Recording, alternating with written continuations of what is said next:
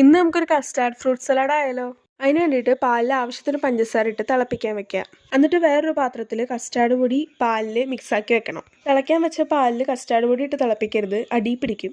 ഞാനിത് പുഡിംഗ് ഉണ്ടാക്കാൻ മേടിച്ചതാണ്, പക്ഷേ പുഡിംഗ് ചീറ്റിപ്പോയി. പക്ഷേ ഞാൻ വേറൊരു ദിവസം ഉണ്ടാക്കും, എന്നിട്ട് കാണിച്ചു തരാവേ. എന്നിട്ട് നമ്മുടെ പാല് തിളയ്ക്കുമ്പോൾ അതിനകത്തേക്ക് നമ്മുടെ കസ്റ്റാർഡ് മിക്സ് ചെയ്ത് വെച്ചത് ഒഴിച്ചു കൊടുക്കണം. എന്നിട്ട് സിമ്മിലിട്ട് നന്നായിട്ട് ഇളക്കി കൊടുക്കണം. ചെറുതായിട്ടൊന്ന് കുറുങ്ങി തന്നെ, പക്ഷേ ഓവറായിട്ട് തിക്കാവാനും പാടില്ല. പിന്നെ ഫാൻ്റെ അടിയിൽ കൊണ്ടുപോയി നന്നായി തണുപ്പിക്കണം. ഞാനിതിൽ കുറച്ചും കൂടെ ആഡ് ചെയ്തു, കളറില്ലാത്തതുകൊണ്ട്. പിന്നെ ഇതിനകത്ത് നമ്മുടെ കയ്യിലുള്ള ഫ്രൂട്ട്സ് ഒക്കെ അങ്ങോട്ട് എടുത്തിടുക. പിന്നെ അരിച്ച് വേറെ പാത്രത്തിലേക്ക് ആക്കിയിട്ട് വേണം കേട്ടോ ഫ്രൂട്ട്സ് ഒക്കെ ഇടാൻ. ഞാനങ്ങനെ ചെയ്ത് എനിക്ക് പാട് ഇഷ്ടമല്ലാത്തതുകൊണ്ടാണേ. നിങ്ങൾക്ക് പാട് ഇഷ്ടമാണെങ്കിൽ അരിക്കണ്ട. ഞാനിപ്പോൾ ഇതിനകത്ത് കുറച്ച് മാമ്പഴവും പിന്നെ കുറച്ച് പഴവും പിന്നെ കുറച്ചധികം ആപ്പിളുമാണ് ഇട്ടേക്കണേ. പിന്നെന്താ ഇതൊക്കെ അങ്ങോട്ട് മിക്സ് ചെയ്ത് ഫ്രിഡ്ജിൽ വെച്ച് നന്നായി തണുപ്പിക്കണം. എന്നിട്ട് അങ്ങോട്ട് ഗ്ലാസ്സിലാക്കി കോരി കുടിക്കണം. ഞാൻ വിചാരിച്ചില്ല കേട്ടോ ഇത്രയും ടേസ്റ്റ് ഉണ്ടാവുമെന്ന്.